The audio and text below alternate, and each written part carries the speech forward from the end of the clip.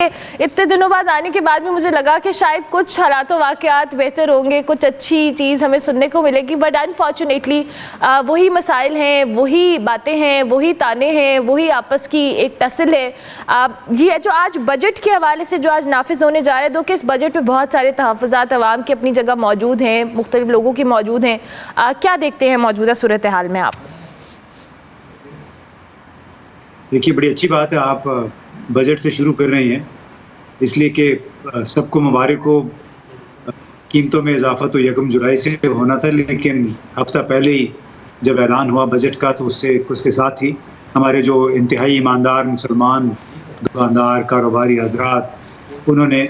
پرانے ٹیگ ہٹا کے نئے ٹیگ لگا دیے قیمتوں کے۔ تو یہ تو اس میں کوئی اچنبے کی بات نہیں تھی، ماضی میں بھی ہوتا رہا ہے۔ اور دوسری بات، عوام کیا چیز ہوتی ہے؟ عوام کیا پاکستان میں ان کی کوئی اہمیت ہے؟ کوئی ان کی رائے کو جانا جاتا ہے؟ اگر ہوتا تو یہاں پہ حالات کافی حد تک مختلف ہوتے۔ اب دیکھیں نا کہ اب جس انداز کے ٹیکسز لگائے گئے ہیں، چاہے وہ کاروباری حضرات پہ ہیں، چاہے تنخواہ دار طبقے پہ ہیں، اس سے بنیادی طور پہ ایمانداری سے ٹیکس ادائیگی کی حوصلہ شکنی کی جا رہی ہے۔ جتنے بھی لگا دیے ہیں ٹیکس، آپ نے دیکھا تنخواہ دار طبقہ اب یعنی جو 1 لاکھ روپے ماہانہ 1.5 لاکھ کما رہا ہے، اس کے آمدنی کے اوپر بھی ٹیکس لگے گا۔ اب جو 1 کروڑ کما رہا ہے وہ انہوں نے کمال ہی کر دیا کہ جی 1 کروڑ یا اس سے زیادہ ہوگا تو اس میں اضافی ایک 10% ٹیکس بھی لگے گا عام، یعنی 45% ٹیکس اس کو دینا پڑے گا 1 کروڑ کی آمدنی پہ۔ تو اس کا بنیادی مجھے تو یہ لگتا ہے کہ ایک طرف یہ، دوسری طرف جو سول ملٹری افسران کے کاروباری سودے ہیں، جو پراپرٹی ڈیلز ہیں،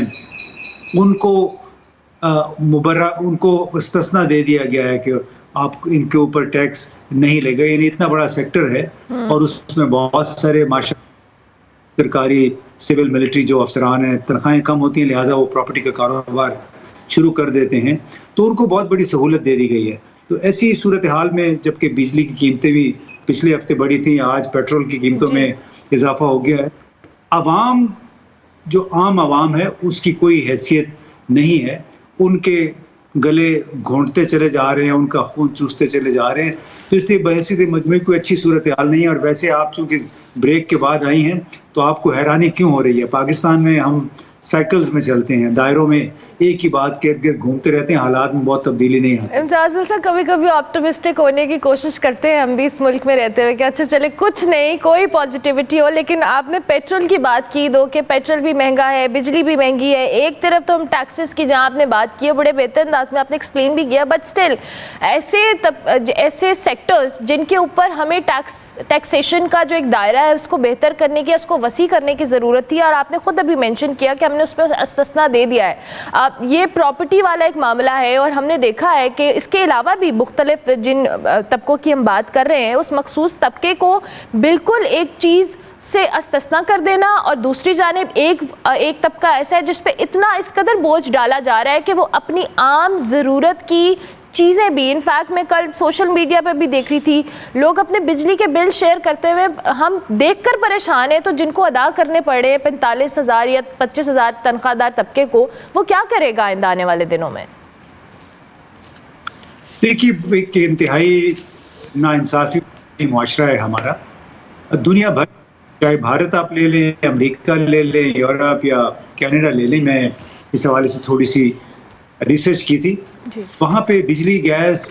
کہتے ہیں یوٹیلیٹی بلز، وہ آپ کی جو اوسط انکم ہے اس کے، یعنی عام لوگوں کی بات کروں، تنخواہ دار طبقے کی، اس کے 5% سے بھی زیادہ نہیں ہوتا۔ ٹوٹل آپ کے اخراجات ہوتے ہیں، بجلی، پانی، گیس۔ پاکستان میں یہ شرح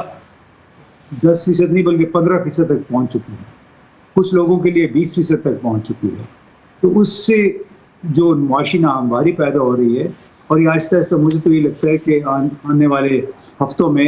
ابھی سڑکوں پہ بڑے شدید احتجاج ہوں گے، روڈ بلاک ہوں گے، اس لیے کہ جس کی تنخواہ 40، 50، 60 ہزار ہے، جو 1 لاکھ بھی ہے، اس سے آپ 5،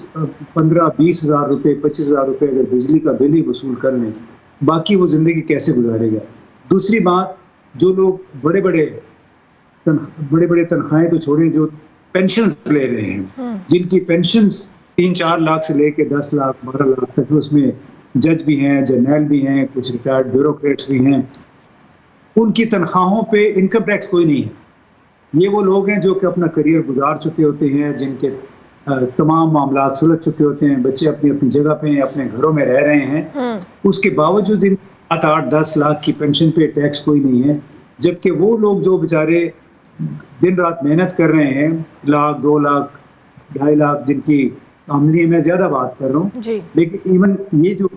سلیب ہے کہ 2-2.5 لاکھ کمانے والے جو کرائے کے گھر میں رہتے ہیں، ان کی تنخواہوں پہ ٹیکس ہے، لیکن جن کی 5 سے لے کے 10 لاکھ تک پینشن ہے اس پہ ٹیکس نہیں ہے۔ اس سے بڑی ناانصافی کیا ہو سکتی ہے؟ انفارچونیٹلی سسٹم ہی ایسا ہے امتیاز صاحب کہ ہم بات بھی کر رہے ہیں بٹ اسٹل کہیں نہ کہیں وہی چیز ہے اور وہی گھن چکر ہے جس کے اندر ملجھے جا رہے ہیں۔ اچھا جی، اب حکومتی سائٹ پہ بھی آئیں، ایک تو بات یہ ہے کہ پرائم منسٹر ہوں یا دیگر حکومتی اراکین ہوں، وہ بار بار کہتے ہیں جی کہ ہم عوام کو ریلیف دینے کی کوشش کر رہے ہیں، عوام کے مسائل حل کرنے کی کوشش کر رہے ہیں، اب یہ جو بجٹ ہے یا IMF کی ریسٹرکشنز ہیں، جو بھی پالیسیز ہیں، ہمیں اس پہ عمل درآمد کرنا ہے۔ مہنگائی جو کم ہوتی حکومت کو نظر آ رہی ہے، یا اسپیسیفکلی میں وزیر اعلیٰ پنجاب کی بات کروں گی، ان کی ٹیم کی بات کروں گی، یہ کون سی مہنگائی ہے امتیاز گل صاحب؟ مجھے تو ابھی تک ایسی کوئی جگہ یا ایسی کوئی مہنگائی کم ہوتی نظر نہیں آ رہی۔ کون سے ایسے اشاریے ہیں جو ہماری نظروں سے اوجھل ہیں اور ان حکومتی ٹیمز کے پاس موجود ہیں؟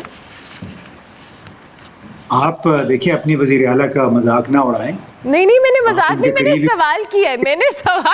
ہے، میں نے بالکل مذاق نہیں اڑایا۔ تو ان کو آپ ناراض بھی نہ کریں، وہ جس انداز میں اسکیموں پہ اسکیمیں جاری کر رہی ہیں، لانچ کر رہی ہیں، اس سے یہ لگتا ہے کہ پنجاب انتہائی آسودہ حال بڑا امیر صوبہ ہے،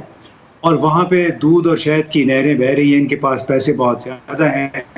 لہٰذا یہ لیپ ٹاپ پہ بھی لگا رہے ہیں، گاڑیوں پہ بھی لگا رہے ہیں، ہر سہولت، ہر سروس مفت فراہم کر رہے ہیں، جو کہ دنیا بھر میں ایون ایسی سہولتیں یہ فراہم کر رہے ہیں جو کہ ویلفیئر اسٹیٹ جس کو کہتے ہیں اسکینڈینیویا میں، سویڈن ہے، ڈنمارک ہے، سوئٹزرلینڈ، وہاں بھی نہیں ہو سکتی، کیونکہ وہاں شاید ہو جائیں کیونکہ حکومت کے پاس پیسے بہت ہیں، ہمارے پاس تو پیسے نہیں ہیں۔ ہم تو پوری اس وقت حکومت جو ہے، پوری ریاست پاکستان، وہ پچھلے سال بھی اور اس سال بھی انشاءاللہ مکمل طور پہ قرض کی رقم پہ چلے گی، اس لیے کہ ہمارا جو ڈیٹ سروسنگ ہے وہ کوئی 9 اور 10 کھرب کے درمیان ہوگی۔ کل پاکستان کی حکومت کی آمدنی جو ہے وہ 9 کھرب سے بھی کم ہے۔ صرف ہمیں قرضوں کی ادائیگی کے لیے بھی قرضہ لینا پڑے گا، باقی دفاع کا بجٹ عوام کو بھول جائیں، عوام تو بیچارے عام سے ہیں، ہمیں پھر دفاع کی فکر کرنی پڑے گی، ہمیں قرضوں کی سروس اور جو اصل قرضے ہیں ان کی واپسی کی فکر کرنی پڑے، اور ہمارے جو غریب بیوروکریٹ ہیں، سول ملٹری، بیچارے ان کی کم تنخواہیں، ان کا کیا بنے گا، ان کے لیے بھی ہمیں قرض لینا پڑے گا۔ تو ایک بنیادی طور پہ سر سے لے کے پاؤں تک مقروض ملک ہے،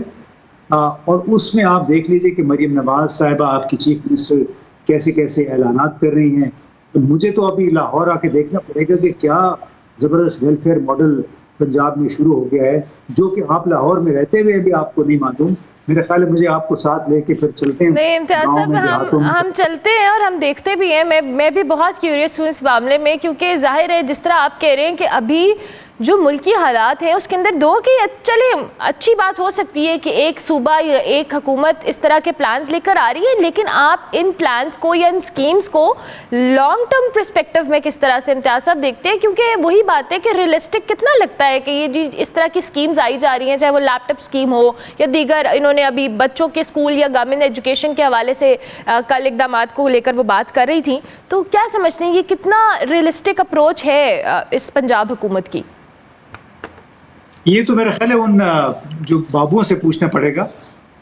بابو وہی ہیں، آپ کی ایڈمنسٹریشن تو وہی ہے نا جو بیوروکریسی ہے، ان سے پوچھنا پڑے گا کہ کیا ادھر سنگھی لے کے آئے ہیں، کون سا جادو ہے ان کے پاس کہ انہوں نے مریم نواز صاحبہ کو انہوں نے راضی کر لے کہ ہم یہ اسکیمیں شروع کرتے ہیں۔ یہی لوگ گزشتہ 25-30 سالوں سے سروس میں ہیں، کچھ لوگوں کی سروس ختم ہونے والی ہے، کچھ مڈ کیریئر سے آگے جا چکے ہیں، لیکن میں مان گیا ہوں ویسے پنجاب کی بیوروکریسی کو۔ ویسے تو جنرلی بھی یہاں پہ حالانکہ خوش آمد پہ کلچر جو ہے پنجاب میں، वो कूट कूट के भरा हुआ है। आप एक आम आदमी को भी एक वक्त में एकदम आसमान पे चढ़ा के उसे कहते हैं कि